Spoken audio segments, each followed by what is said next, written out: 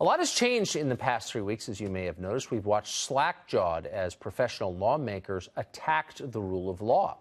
We've heard self-described anti-racism activists embrace full-throated racism on television.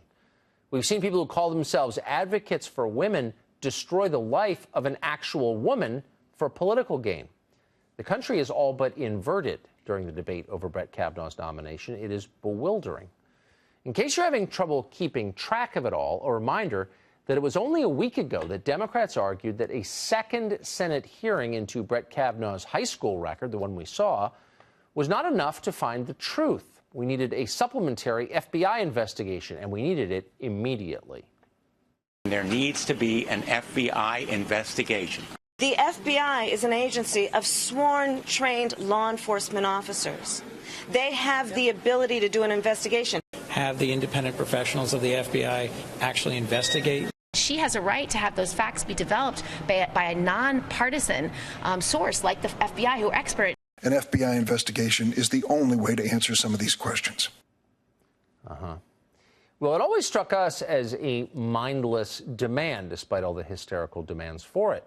Everyone involved had already given sworn statements under the penalty of perjury about what they knew about this story. The two people at the very center of it had already testified before the Congress on television.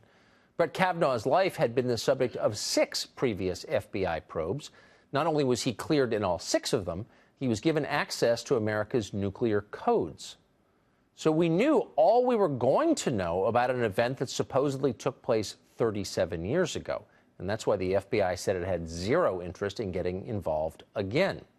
And yet Democrats demanded a new investigation anyway, as you just saw.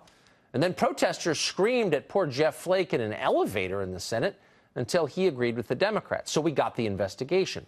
It was supposed to take a week. Everyone agreed on that. But it wrapped up in 6 days. Why? Because there was nothing to find. And almost 4 decades after the fact, there were very few people left to interview. Not surprisingly, in the end, the FBI did not corroborate Christine Ford's story. You know what that means, don't you? The FBI must be involved in a cover-up. Yes, a diabolical secret plot orchestrated with their very close allies in the Trump administration. That's what they're telling us. The very people who just days ago were telling us that the FBI is an ethically unimpeachable organization, the ultimate tiebreaker. Now, the FBI is part of the deep state. The investigation was very limited. This report is blatantly and clearly incomplete. Our fears have been realized. Our fears have been realized. This is not a thorough investigation. In your view, is this a fulsome and credible investigation?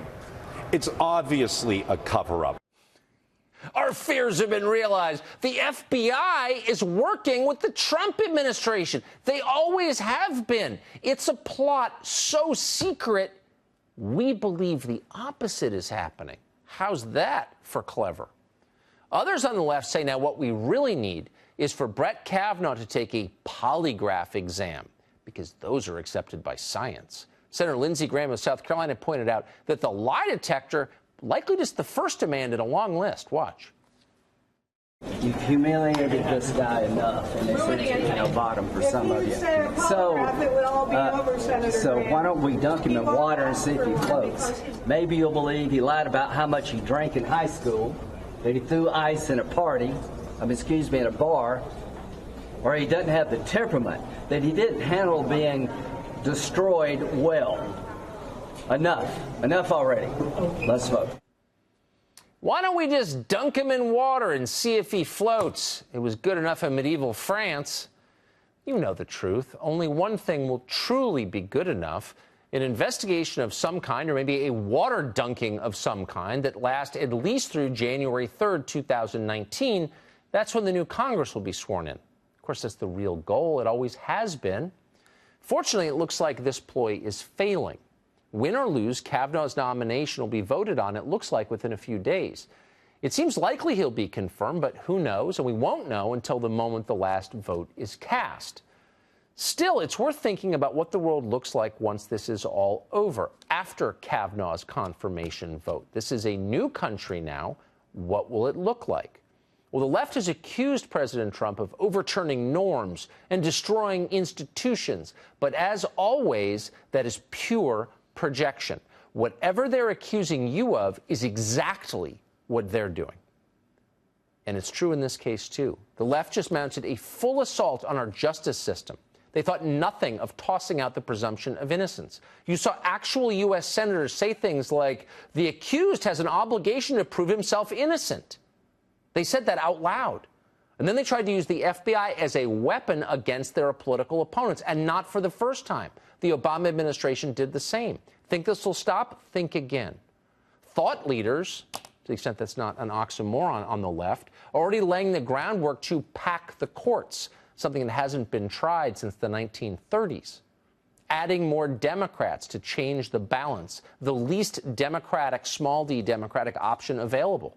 It's only fair, they'll tell you, to offset the theft of Merrick Garland's seat on the Supreme Court and, of course, the appointment of a teenage sex offender. Going forward, look for the left to delegitimize any decisions written by Brett Kavanaugh from the court, or even any decisions in which he is the majority. Some states may just decide to ignore the Supreme Court. Sound far-fetched to you? Maybe, maybe not. Look what's happening in California right now. Lawmakers in that state, the largest state in the union, have already made it a crime for citizens in California to assist in the enforcement of any federal immigration law. California is, in effect, in open revolt against the laws of the United States. Suppose the Supreme Court were to try to crack down on that. It's not impossible to imagine California simply refusing to comply because Brett Kavanaugh sits on the court. Its edicts are illegitimate. That could happen. And that, by the way, is what crisis actually looks like. So get ready for that.